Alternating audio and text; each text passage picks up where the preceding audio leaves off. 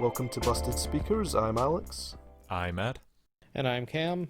And welcome to another episode of What's the Best Track On, where we definitively debate, argue maybe, agree, or just discuss what is the best track on different albums. Now, of course, last time we did Let It Be by the Beatles, and of course, the only natural course of action is to cover the other Let It Be album by the Replacements, Let It Be. So, the Replacements are, at this point, I'm going to say personally, just one of the best bands of the 80s. I love their free album stretch of Let It Be, Tim, and Pleased to Meet Me, but we're focusing on Let It Be, and what we all separately think is the best track on Let It Be. So I think the best track on Let It Be is Androgynous. Ooh. Basically, I love outliers on an album, and musically, this is a plaintive melodic piano ballad in a sea of excellent alternative rock tunes to varying degrees, if that genre even existed at that point. I mean, I could have chosen another 5 songs, but I feel like this one stands out the most to me. I will say I Will Dare came really close, but Androgynous, this lyric is really ahead of its time, really admirable for the mid-80s, about sort of non-gender conforming relationships and encounters, and the way it says, tomorrow who's gonna fuss, is such a good forward-thinking lyric. Oh, I love it. Yeah, I mean, it speaks about these marginalised relationship types so positively. It's just really admirable and always makes me smile, and it's just got a really different melancholic vibe to it. I could not see this song existing as a rock song like a lot of the other songs on the album. I think it had to be a sort of piano ballad to kind of work and have the message feel as strong as it could. So I will say Androgynous is the best song on Let It Be, with I Will Dare maybe as a close second, but you know, I'm sticking with Androgynous. It's not like I Will Dare came that close. But yeah, that's my choice. Very good pick. Now, Ed, what do you think the best track on Let It Be is?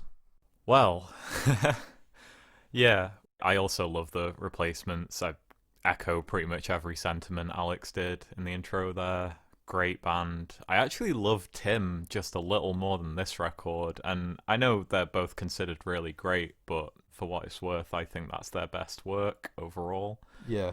If we were to cover Tim, my pick for best track would be a hell of a lot easier, but with just how consistent this record, Let It Be, is, it was really, really difficult to decide on a favourite for me. Much more so than the last Let It Be that we covered. So thanks for that, Alex. Yeah, just before you go into yours, I will say it was difficult for me as well, really, even though I just spoke on my pick quite easily and definitively. Mm-hmm. Like, if I was speaking on the whole Replacements, it would be the song Alex Chilton from Pleased to Meet Me, as that gets closer and closer to being my favourite song from the entire 80s. So, yeah, I guess I just love Replacement songs that begin with A. I don't know. Well, you made a very good case for your pick, I'd say, and I think the way that it is an outlier is definitely a positive for this record. Yeah. I love songs like Favourite Thing and I Will Dare for their rollicking energy and excellent hooks that are, very prototypical of the band, as well as the song Androgynous, which you picked, which is one of the earliest examples of a song that I absolutely love that goes into LGBTQ topics, and one that's celebrated within the community as well, having been covered by the likes of Laura Jane Grace of Against Me in a live setting. Yeah.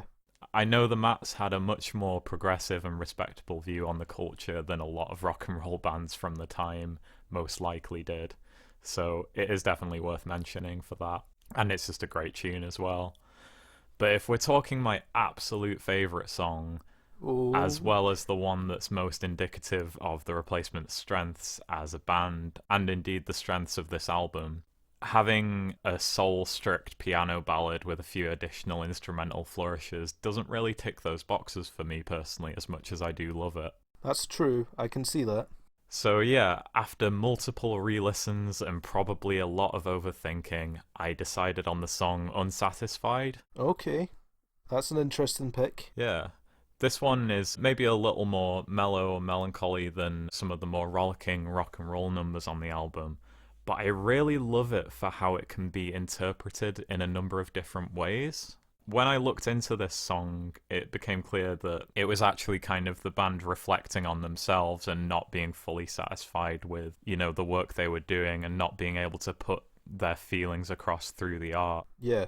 They made great music, but as an aspiring musician myself, it's very, very difficult to see outside of yourself and see your work for what it is. You just have all these reservations and self-conscious thoughts about it a lot of the time, even if you make something that other people will enjoy. But I really enjoy Unsatisfied, and I love it for how it can be interpreted in several different ways, as I said, because you could effectively look at this song as a relationship song. Yeah, that's the way I saw it. I mean, I love how it repeats, would you look in my eyes and tell me I'm satisfied? That gets repeated so many times, and it's like exasperated raw vocals. I think it's the most raw vocals on the album, maybe? I'd say so. I mean, I guess you could say Androgynous has a very raw vibe to it where the focus is put on the vocals as well. But I definitely agree, like, it's up there. But yeah, I love how it could be interpreted in those different ways, and just instrumentally it's really good, it's catchy. The lyrics are incredibly simple if you look at them on paper, but the vocalist delivers them with such conviction, and it's just a great track overall. I love the first verse where he sings and it goes so slowly on, everything I've ever wanted, tell me what's wrong. It's almost as if he's in this relationship that beforehand he saw as an idealized version of romance, but now that he's in it, it's not entirely what he expected, even though he has everything that he wanted. And it's just a very interesting way to approach a love song if you want to look at it that way. But the lyrics are vague enough that you could really interpret it any number of ways you like, and on that front I think it's one of their best tracks. That's true, because even though I will stand by Androgynous as my favourite, that is very cut and dry about what it's about. It can't be interpreted any other way. Unsatisfied, you're right, it's very open to imagination. It can be interpreted in different ways, and that is a strength to that song. Yeah, and the lyric, everything you dream of is right in front of you and everything is a lie. It's just a great microcosm of everything I love about this song lyrically. I just can't give it enough praise. The Replacements are so good, man. I think they're one of the most easily likable bands ever. I can't imagine many people listening to this band or this album and just going, oh, this sucks. Because not only are they very good, it's just very clear why they're very good. I just plainly think that Paul Westerberg has one of the coolest voices ever. Oh yeah, when he gets all shouty on the more rock and roll songs here, like, he's got an edge to his voice that later pioneers of the genre like Frank Black and Kurt Cobain would maybe adopt in a way. Also, alternatively, he doesn't sound disingenuous or edgy on more, serious songs like Androgynous or Unsatisfied. He can do almost anything, really, when you think about it. But yeah, Unsatisfied, that's my pick. I don't have much more to say about it because it's a very simple song, but it's a simple but incredibly effective one. I love it. Okay, Cam, what do you think the best song on Let It Be is? Alright, well, I should probably start with my history with the band. They're one of those bands that I've always been aware of by reputation. I think I've got all their albums, and I've had them for a number of years. There's a certain group of iconic 80s indie rock bands that I listen to them, and I understand how they were influential and why people like them, but a lot of the time their albums just don't really stay with me.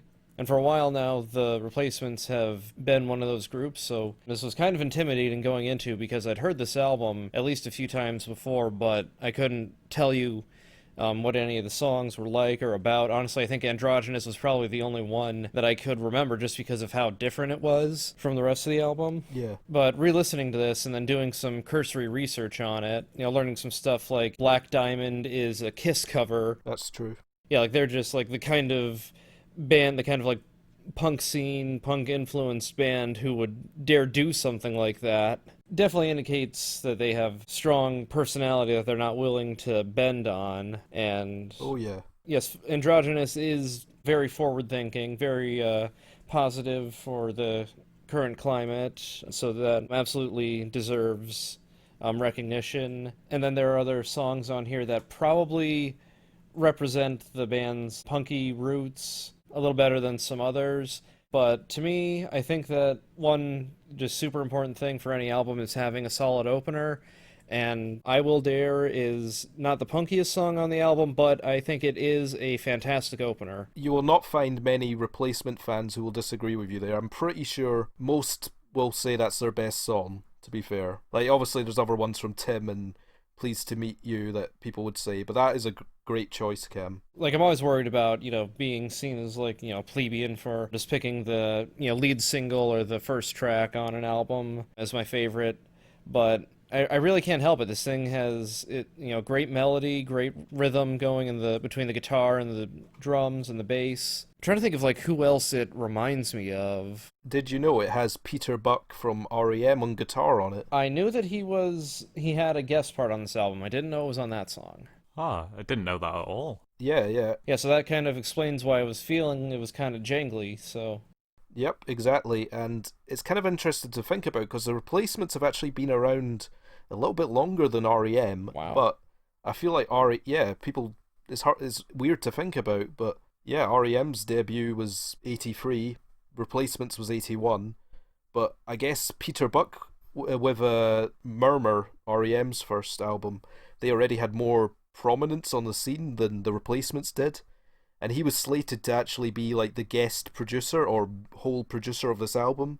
And they did a few sessions, but I think it only resulted in a bit of help and the main guitar part of this song. So, I don't know, maybe that's why this one feels a bit more jangly than others. That's, yeah, very unsurprising. I think it does have that interesting jangly quality to it. Although I think that's present on a few other tracks here as well. Yeah.